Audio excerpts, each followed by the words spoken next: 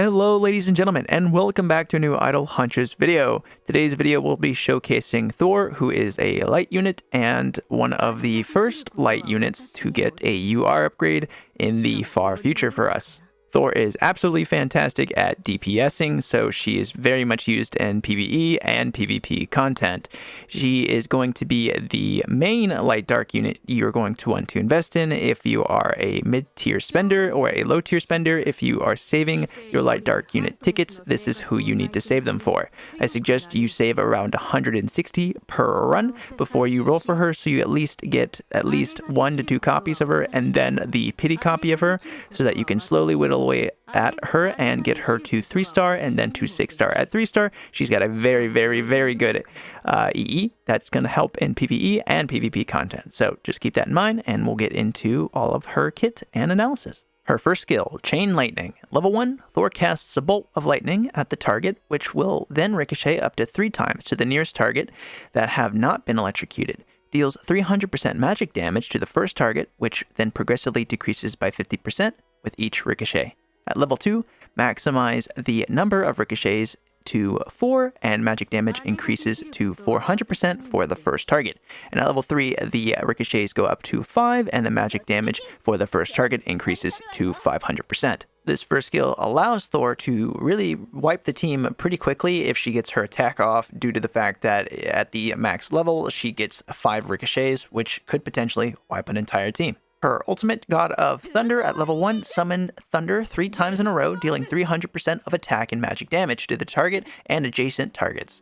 Level 2, magic damage increases to 450%, and level 3, magic damage increases to 600% of attack. This ult is doing most of her damage and therefore is very useful in PvE content because you only have to worry about 1 unit, and therefore the pure amount of damage is done to 1 target. Now her passive, Rolling Thunder. Level 1, Thor keeps herself in peak condition at all times rather than using normal attacks. She uses an active skill every odd number turn, and an ultimate skill every even number turn. And with each hit she lands, she has a 30% chance to electrify the target. Electrify stacks up to 5 times, lowering the final damage reduction by 10% until the end of battle. At level 2, the chance is 60%, level 3 chances at 100%. Once again, DPS focused, right? She's doing an absolute insane amount of damage with her first skill and ultimate every other turn. So she's not doing auto attacks, so any damage she is doing is just insane. Now for her passive stats, Unstoppable Force. Level 1. Thor's imposing manner in battle can strike fear into the hearts of her foes. Increase her attack by 18% and her crit by 3.5%. Level 2, attack to 25%, crit to 5%.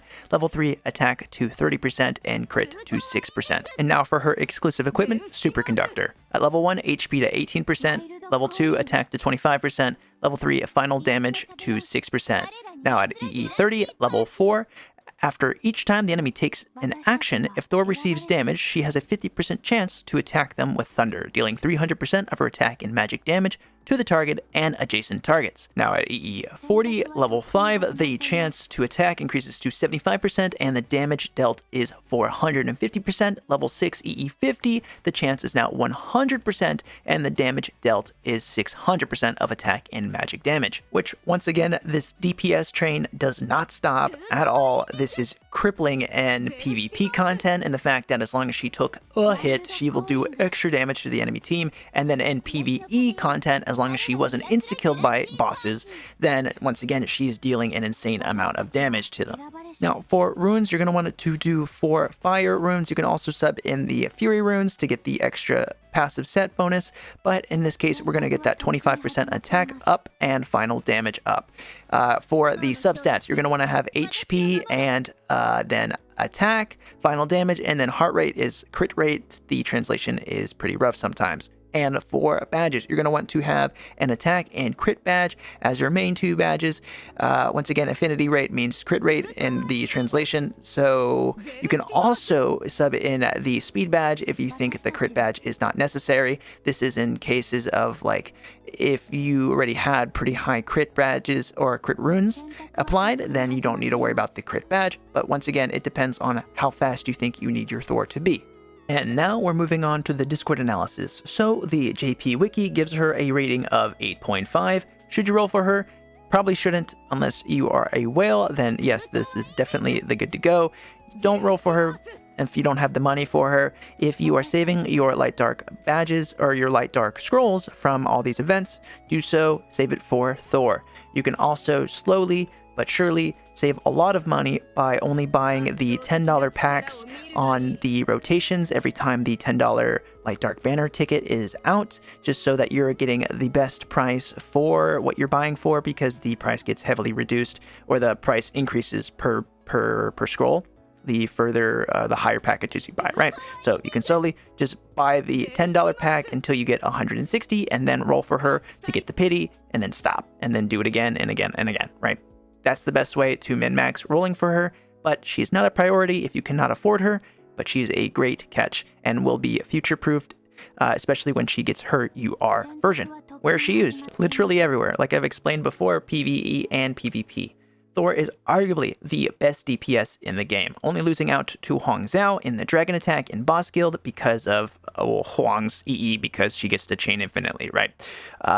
Thor excels in other content like PvP as well. Her EE is amazing and gives her 50 to 75 to 100% damage, or chance to deal damage to those who attacked her, right? So if you built this properly to make sure that she can not be one-shot, she will be just wiping out the enemy team as long as she's still alive and is able to do damage to the team, not only with her EE, but her skills normally, right? Additionally, she gets a UR upgrade in the future, which enables her to deal much more damage and then will outpace Huang especially, and even allows her to cast her ultimate skill, her ult, on turn 1, making her an unstoppable force in PvP. If one has the option to wail for a light dark unit, this is the one. Like, Thor is the one. Angel is up there, but Angel's really only used in PvP content, whereas Thor is used in both. She's just a staple product of pure DPS. That's it for the community Discord analysis, but now onto my analysis, right? So I did the math on Excel. Hopefully you guys can see the chart pretty well, but this goes into the best way to cost minimize how much you would potentially spend on Thor, because she is like the best one to get.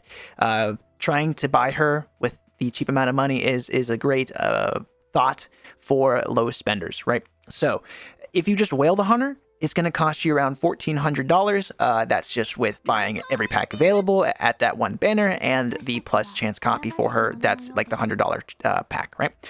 Now, long term, this is only buying the 10s, 30s, and 100 packs. Just to get the pity at the 160. You're just getting the minimum amount of packs at that current time to just get the 160 pity and then back out. You do want to make sure that you at least get 2 copies of her normally, and then the pity is the copy with her. You aren't buying the plus copy. You're only getting it once, and then that's going to turn it into $1,150. So you're saving around $300 if you go down this long-term route. Now, the super long-term route is only buying the 10 packs, and you save these until you have 160 for the pity once again. Now, you can buy these 10 packs. You can buy 3 10 packs every light dark unit banner. So this is going to be, and I think these last either a week or 2 weeks, depending on how long. I don't know. They keep making them arbitrary, right? But you only buy 10 packs every time it's out, and if you do the math and you buy the copy pack, then it's going to cost you $900. So this is $500 in savings. Now, it's going to take you 6 months, but we have 6 months until her UR version comes out, I think. The first UR is going to be coming around December, and I think we're going to be seeing a lot of... we're going to be seeing Octavius, Da Vinci, we're going to be seeing the other units get their URs, as well as new characters before we see Thor get her UR upgrade. So keep that in mind. I hope this math is very beneficial to those who want to spend this amount of money, but yeah, I hope this helps you. And that wraps it up for all the words and the math, right? So quickly, we'll see Thor just hype the floor with this boss. The footage you've been seeing is, I'm just showing off Robin Hood just because she's on the banner as well. And then you get to see Loki. If you don't know about her, she is she's Thor's counterpart, the dark version of the dark alternative, right? And then we have Darwin, who is just great on the team. She's giving out these bonuses. And then you saw Thor just absolutely wiped the floor with the boss. Now, obviously, this is Lost Garden, so I've got a ton of attack buffs on her, but this is a great way to showcase like her just abilities, right? We'll do another fight, and then we'll close it off. Here we got Loki, who gets a contract off with the person who is mirroring her. Then we get Robin Hood's chain. Oh, there we get Ricochet's off. Robin Hood gets a snare. We get the heals. Loki gets the drain off. Darwin's turtles are tanking hits, which is why I put her on the team. I didn't want to put Take on the team, so you didn't miss Thor out. And here we get the ricochets on both critting, and there we go. And that's it for the showcase. If you guys liked the video, please like, comment, and subscribe down below, as well as links to help support the channel are available if you guys are interested in, I don't know, me sponsoring something, anything, I don't know. Let me know. Happy to do it. Yeah, take care, guys, and I'll catch you guys next time.